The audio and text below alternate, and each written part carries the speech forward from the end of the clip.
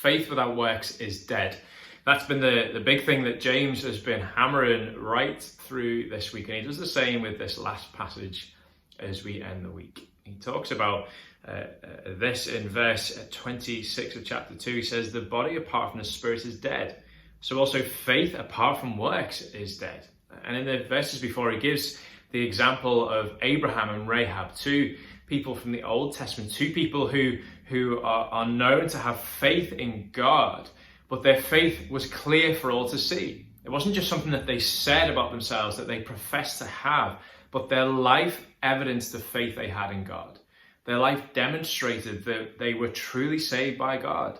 The reality is for us, if we say that we have faith, we are saying that God has done a transforming work in our heart, that he has changed us from one person to a new person. He's given us new affections, new desires. He's given us hearts that want to do works of righteousness, that want to do what he calls us to do.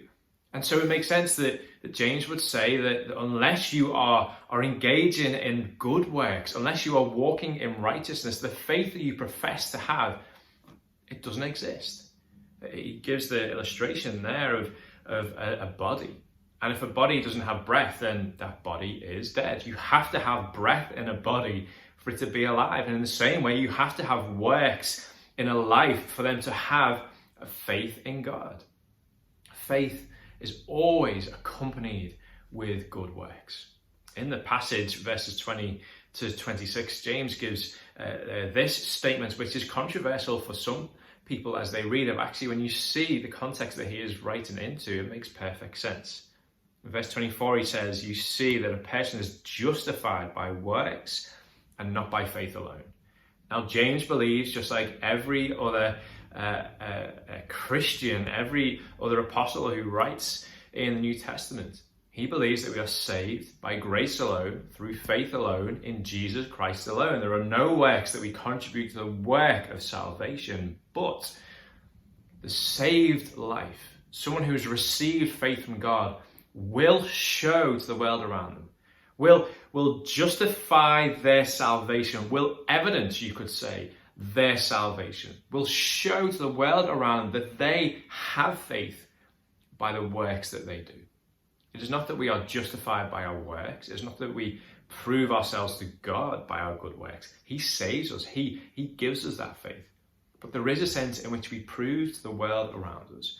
We justify our faith to the world around us by how we live our lives. So as we enter into this weekend, I would encourage us all to think deeply about that. Faith without works is dead. Are our lives, are the things that we are doing with our time, with our resources, are the things that we are attending to around us, the needs that we see in our life and the lives of those around us, are we stepping into those? And in so doing so, are we proving to the world around us? Are we justifying to the world around us that we have a genuine faith, a saving faith in the Lord Jesus Christ?